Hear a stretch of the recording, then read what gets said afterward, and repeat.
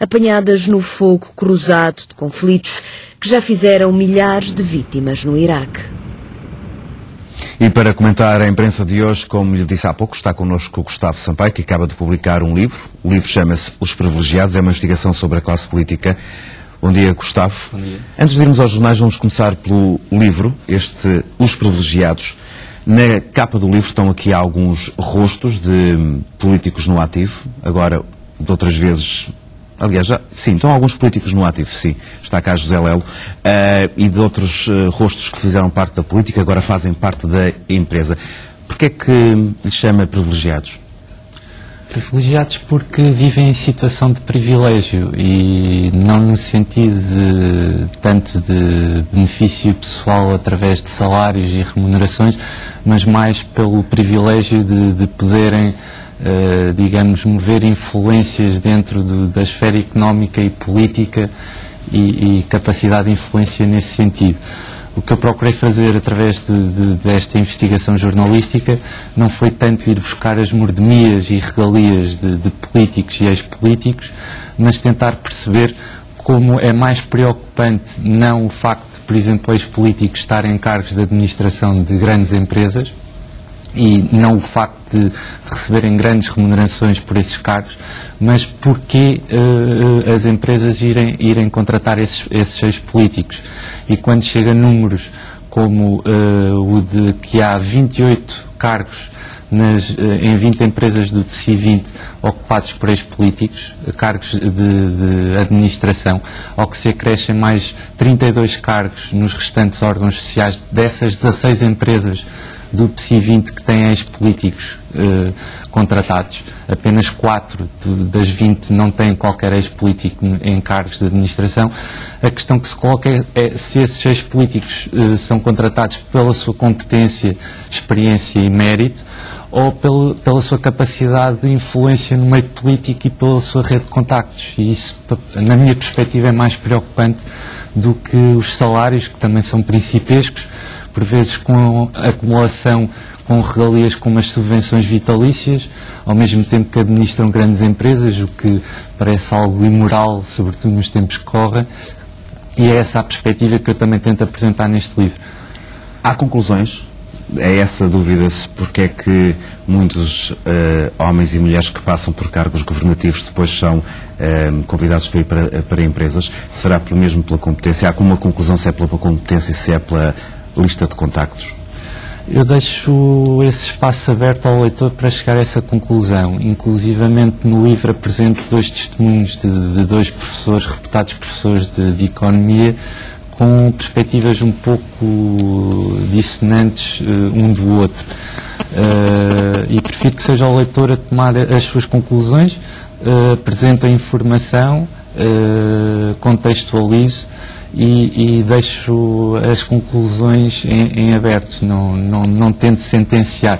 Agora, perante o que se lê no livro, perante toda essa panóplia de factos e ligações, acho extremamente preocupante hoje em dia quase não conseguirmos estabelecer uma linha que separe a política dos negócios, e há uma promiscuidade total que contribui para uma má imagem da política e dos políticos junto da população portuguesa.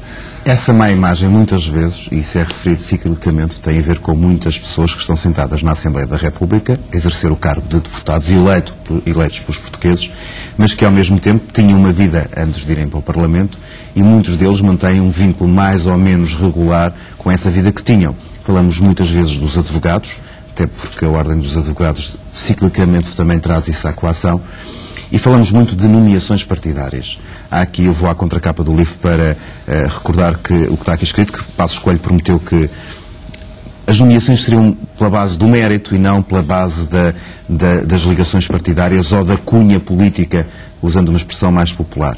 Mas é aqui referido que 142 nomeações foram feitas já neste governo, não é? Com ligações partidárias para altos cargos dirigentes da administração pública, identificadas no livro, que demonstram que a tal expressão jobs for the boys continua bem presente e nunca deixou de sair da realidade prática. Exato. 142 nomeações que detetei na atual legislatura com ligações a PSD ou CDS. Estamos a falar de militantes que são nomeados para altos cargos na administração pública, para altos cargos dirigentes, por vezes com conselhos de administração constituídos por 2 militantes do PSD e um do CDS, que parece como que um Conselho de Ministros, a réplica do equilíbrio de forças ao nível do Conselho de Ministros. Poderá ser uma coincidência ou não. A questão é que parece que vivemos num círculo vicioso em que, assim que muda o governo, começam a mudar os critérios de nomeações para cargos dirigentes. Algumas dessas pessoas até podem ser competentes nessas funções, Exato. não é? Também não chego a essa conclusão de que são boys.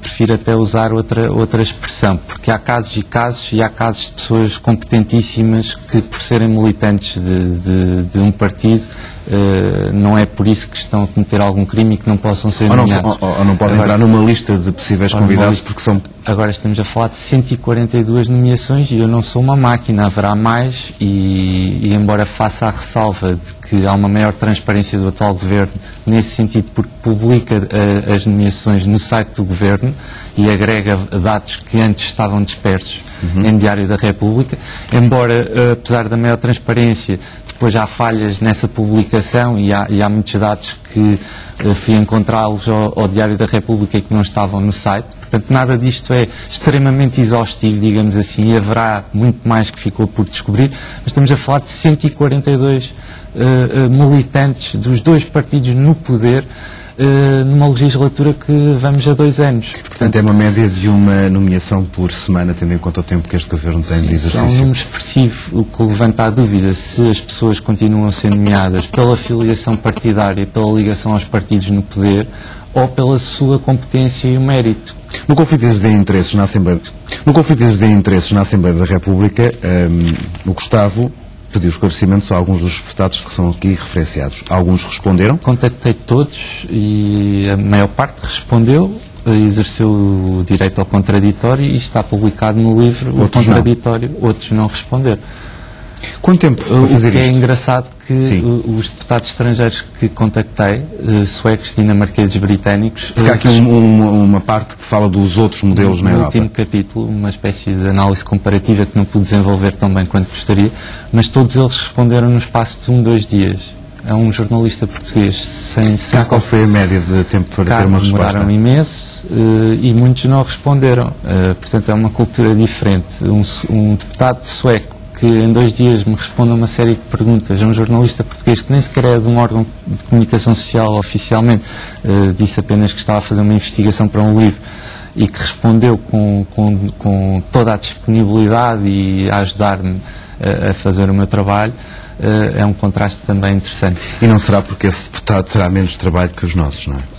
Não, e outro dado interessante a partir desse contacto com deputados estrangeiros foi o facto de lhes perguntar se a lei de incompatibilidades nos seus parlamentos era mais restritiva do que em Portugal, onde pelos vistos se permite tudo, até o facto de mais de metade dos atuais deputados estarem em regime part-time, digamos assim, com atividades paralelas ao mesmo tempo são deputados.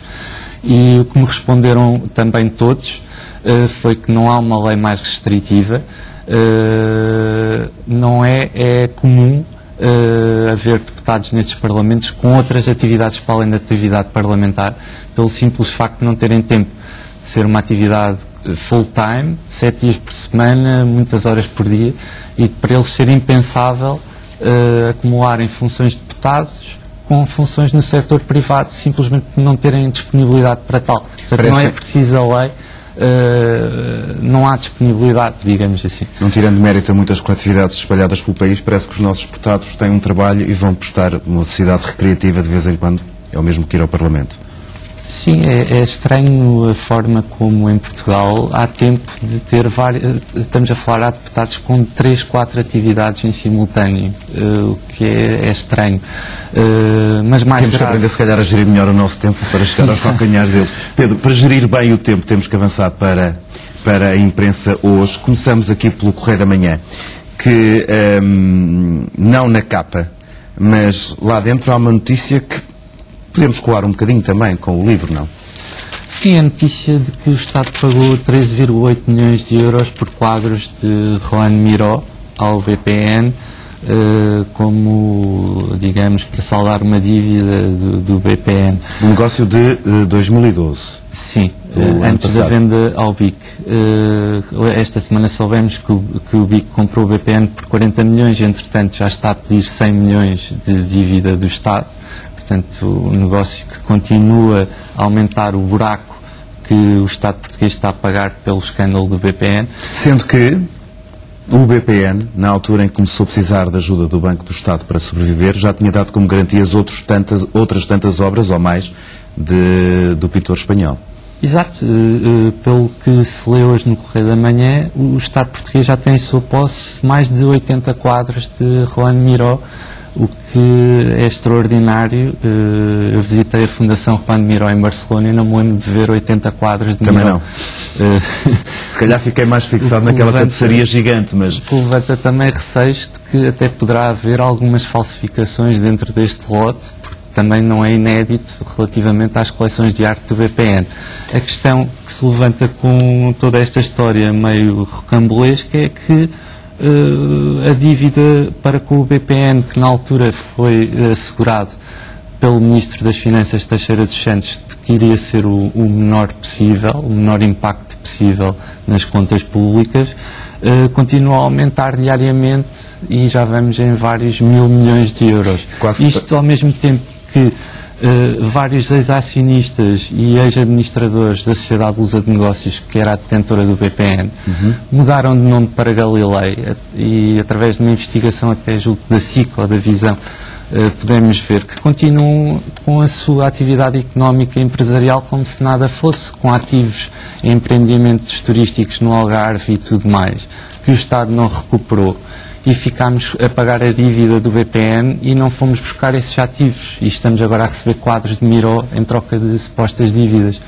Neste BPM, Banco Privado de Miró quase, há aqui agora também a notícia que está no Correio da Manhã de que o Governo estará a preparar um leilão mundial destas obras de artes, com algumas leiloeiras, nomeadamente as duas leiloeiras internacionais mais conhecidas, para ver se o Estado vai buscar algum dinheiro com tanto quadro e tanta obra de arte. São 84 quadros e uma escultura, de acordo com o que escreve o Correio da Manhã. Outro destaque na imprensa de hoje, Gustavo?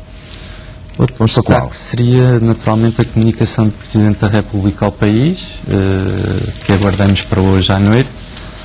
E no Diário de Notícias há 5 cenários em perspectiva para a decisão presidencial. Governo com remodelação, sem remodelação, eleições antecipadas já, iniciativa presidencial ou eleições só em 2014. Julgo que este assunto hoje seria incontornável, não o abordar. Na minha perspectiva, será governo com remodelação.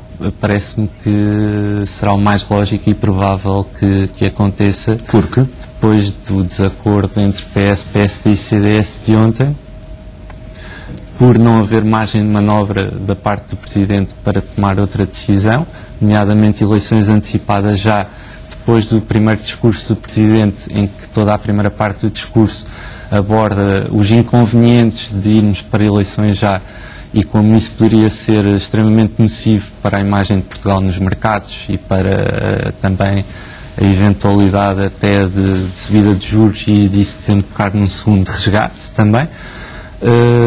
Os prazos estão extremamente apertados, teria que convocar Conselho de Estado e depois ainda num prazo de 60 dias convocar eleições, depois de dissolver o Parlamento.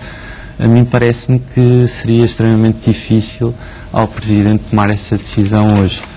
E dá para entender, então, tendo em conta que muita gente já dizia que um acordo a 3 seria quase impensável. Cavaco diria que eleições antecipadas em setembro seria também impensável devido à situação do país. Um governo de incentivo empresarial é algo muito complicado devido à revisão constitucional de 82.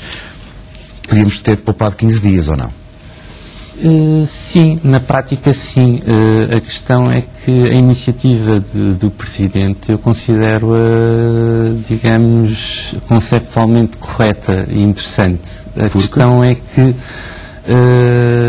nos últimos, digamos, 20 anos ou mais, a política portuguesa tornou-se muito tribalista, em que não há uma espécie de pontes entre os vários partidos, que se remetem nos seus vários feudos e não dialogam e não fazem qualquer tipo de acordo a bem do interesse público, digamos assim.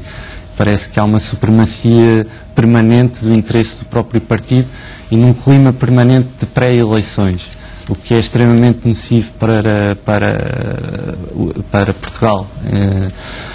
E a questão que Cavaco lançou de diálogo entre os três partidos que se revezam normalmente no poder, na minha opinião foi positiva e até a certa altura parecia que o PS estava a levar a negociação a sério e que se poderia ter chegado a um acordo. Agora, quando na quarta ou quinta-feira surge Mário Soares numa manchete a lançar o perigo de decisão do PS em caso de acordo, e também Manuel Alegre, outro histórico do PS, a garantir que seguro lhe tinha prometido que não faria qualquer cedência. Agora, nessa altura, claro que percebemos que não poderia haver acordo e acabou por ser o mais lógico a acontecer. Adriano Moreira também disse no dia em que se soube que o PS estava fora deste acordo, ou que havia um desacordo, como escrevia ontem o Público, Adriano Moreira disse que, aqui na SIC Notícias, que isto é um sinal de que nem agora, nem no futuro, estes três partidos se vão entender. Nem no futuro, nem agora, nem no passado. Tal como eu estava a dizer, é o tal tribalismo da política portuguesa, em que não há pontes e não há possibilidade de diálogo. E há sempre a lógica do partido estar no poder e o partido estar na oposição. E sempre a trocarem acusações, como também está referenciado aqui no Público. E inverter discursos. Assim que o partido da oposição chega ao poder, inverte completamente o discurso. Geralmente diz que não estava à espera de encontrar uma situação tão preocupante e começa a moldar o que disse na oposição, a dizer que já não vai ser bem assim, que vai ter que ser um pouco mais moderado no que tinha prometido. E entramos sempre nesta lógica antagónica em que não há diálogo, em que há uma rivalidade intensa entre os partidos. E isso nos tempos que correm, que talvez precisássemos de algo mais, porque a situação é extremamente difícil, a política portuguesa está bloqueada e a partir desse bloqueio isto tenderá a propagar-se este pântano em que estamos a viver. Infelizmente não estou a ver um desfecho positivo nos próximos tempos. Gustavo, ficamos sem tempo para estes 15 minutos de conversa, até porque também não somos privilegiados para ter mais tempo aqui agora na conversa. Privilegiados é o livro do Gustavo, fala da classe política e também de como os interesses e influências se vão movimentando entre aqueles que exercem cargos públicos, políticos, e depois vão para cargos privados em empresas. Obrigado, Gustavo, pela presença neste jornal das 10 da SIC Notícias.